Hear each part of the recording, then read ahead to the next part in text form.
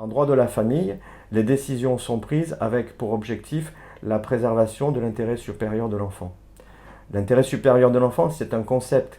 Ce concept est interprété différemment dans chaque pays du fait de la culture ou de la conception de la famille qui est propre à chacun de ces pays. Cela pose de nombreux problèmes et des gros problèmes au sein de l'Union européenne. Surtout que dans l'un de ces pays, par exemple, on n'emploie jamais le mot intérêt supérieur de l'enfant, mais on préfère utiliser le mot bien-être de l'enfant, c'est-à-dire Kindeswohl. Et là, on voit dans la pratique que effectivement, ce Kindeswohl correspond à quelque chose qui paraît souvent, presque toujours, plutôt étrange aux citoyens qui vivent ou qui viennent dans notre pays européen. Par exemple, Alain? Par exemple, le changement de nom d'un enfant. On change volontiers le nom d'un enfant pour son bien-être. On va aussi parfois interdire un enfant d'aller dans une école bilingue pour son bien-être.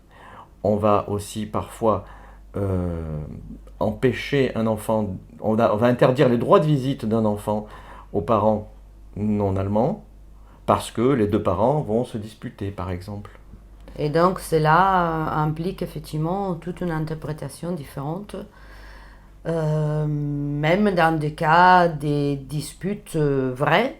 C'est-à-dire, je pense plutôt, la mère allemande, elle dit que l'enfant ne veut pas voir son père. Et là, le tribunal allemand nous dit généralement qu'il faut respecter la volonté de l'enfant.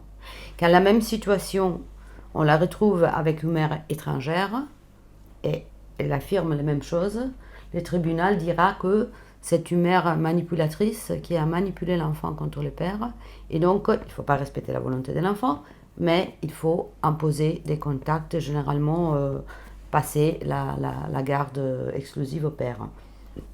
Ce qui arrive dans les autres pays aussi, mais ce qui est intéressant, c'est qu'en Allemagne, on a des statistiques parfaites. Mère allemande, volonté de l'enfant à respecter. Mère étrangère, manipulation. Et c'est ça qui est un peu frappant. Dans la pratique, on retrouve des concepts psychologiques, par exemple, qui sont absolument vrais, mais appliqués d'une façon très particulière. Par exemple, on se retrouve avec des relations et donc des décisions du tribunal aussi, qui parlent du principe de loyauté. Le principe de loyauté, c'est quelque chose effectivement qui existe, qu'il faut considérer dans les décisions à prendre. Sauf que les Allemands, ils nous parlent de ça quand ils parlent par exemple des enfants qui sont placés, et ce conflit serait entre la famille naturelle, donc les deux parents qui ne sont pas en dispute, qui juste luttent pour avoir leurs enfants avec eux, et la famille d'accueil. Donc c'est un comportement qu'on n'arrive pas vraiment à s'expliquer. Ou un enfant italien qui est placé dans une famille d'accueil allemande, les parents qui sont en mesure de grandir d'autres enfants, qui sont de bons parents. Et pour les premiers enfants, on nous répond l'enfant ne parle pas italien, comme il a été placé dans une famille qui ne parlait pas italien. Donc l'enfant ne parle pas italien, donc on ne peut pas le redonner à ses parents.